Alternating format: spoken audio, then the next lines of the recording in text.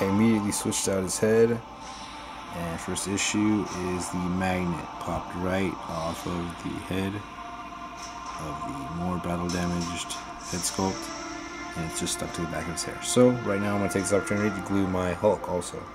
The magnet on this one fell off as well, so I'm going to glue that back into place.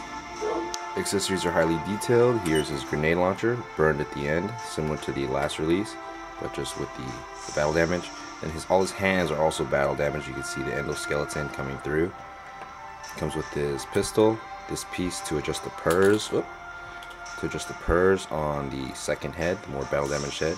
I already replaced the forearm, and it also comes with the pipe or piece of metal used to go through his body at the end of the movie, and then used to break off his arm. And the T-1000 gets him stuck in that machine. Pretty cool. Dang, I completely left out the stand. It's a great stand. I guess maybe I'm just overlooking it because I didn't get the exclusive head sculpt. But it's really great. This head here is on a ball joint, so he moves around a lot, like very well. Look at that.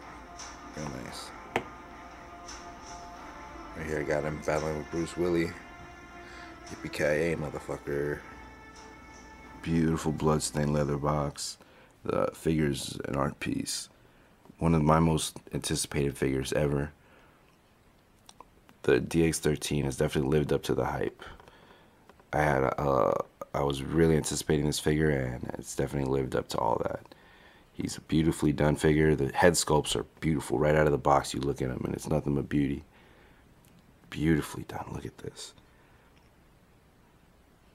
I haven't been this buzzed for a figure since the '89 Batman was released, and that was the first figure I ever got.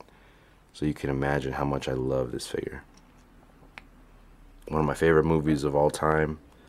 I'm really happy what Hot Toys did here is they released the thumbs up, his busted arm, this beautiful chest, this damaged chest, or when he got rammed in the chest by the T-1000 at the factory at the end of the film. It's just beautiful. I love it. I love what Hot Toys does. This one right here too. That's the DX10 body. This figure I pre-ordered through Sideshow Collectibles because I had quality control issues with all my past Terminators, the Tech Noir and the DX10.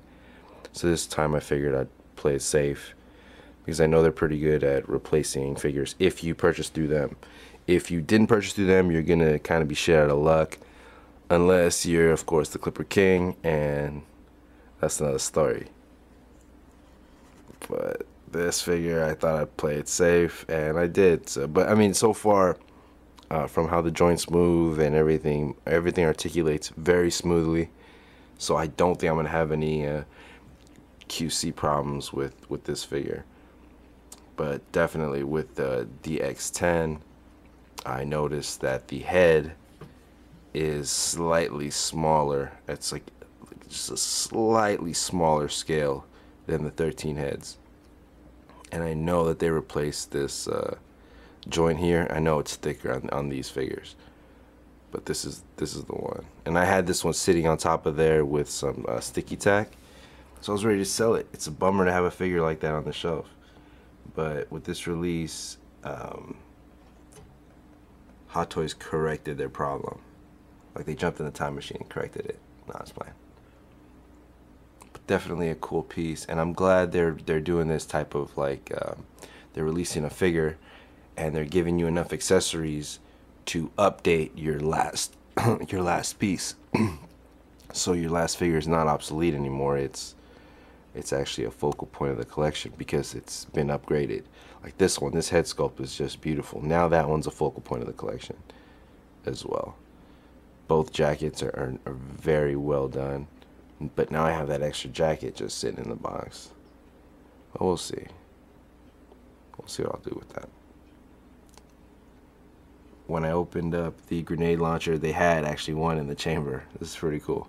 Just dropped out. I was like, oh, it's pretty cool.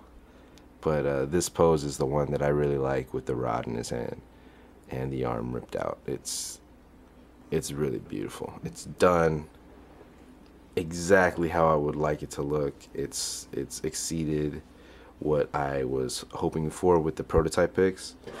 So yeah, I'm definitely happy I got it, and I'm really happy with the time frame I got it in. I got it on the release date, so didn't have to sit at home and watch everyone else's videos stewing about why I didn't get it, watching my tracking number online. I could just do it myself, put it up when I want. But definitely a great piece. That knee is just, I mean, I don't know if that's getting enough attention, but that knee is so cool. I love what they did with this body. It is a different body than the 10.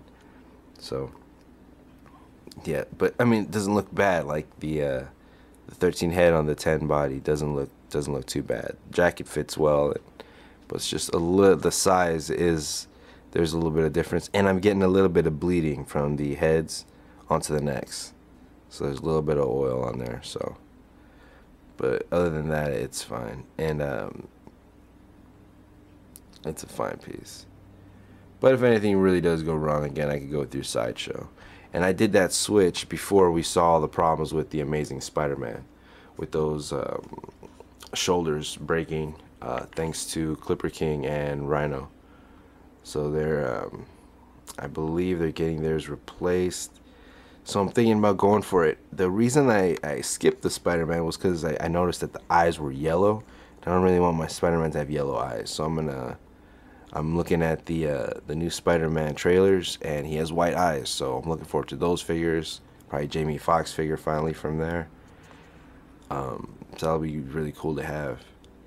I know for the first quarter I'm getting Man of Steel, the Iron Man Mk42, the Ed 209, and the Robocop in the chair. So looking forward to the first quarter.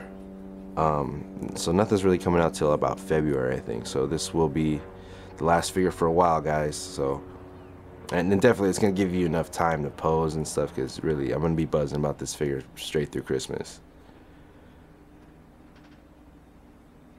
So let me know what you guys think, and let me know about your what you're doing with pre-orders, because I canceled a couple of my pre-orders. I canceled the Batman and Robin. I canceled Silver. I'm thinking about canceling Silver Centurion, but I know I canceled the Heartbreaker, and I canceled the Mime Joker. I really don't need that in my collection.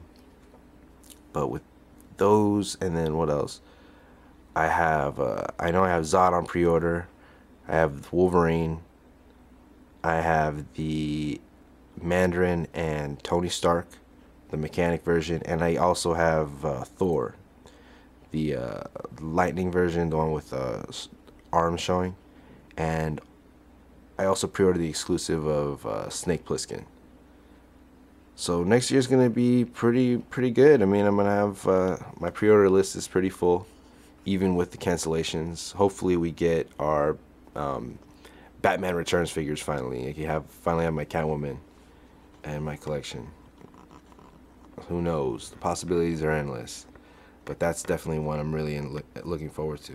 The Catwoman figure I'm looking forward to just as much as I was looking forward to this figure.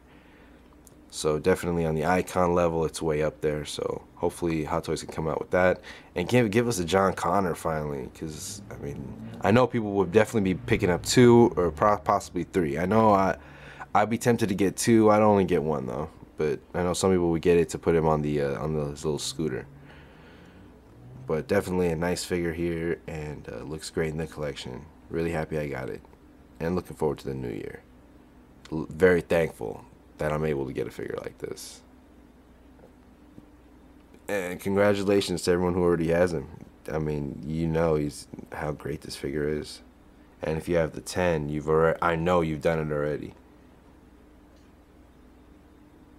There he is, you guys. Nice little pose there. Couple nice poses.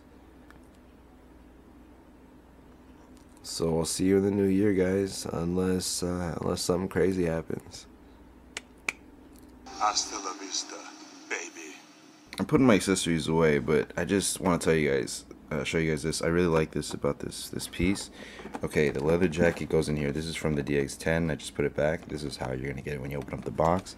But when you check here for his accessories, it's not like it's not popped in to where you gotta really pull and tug to get this thing open.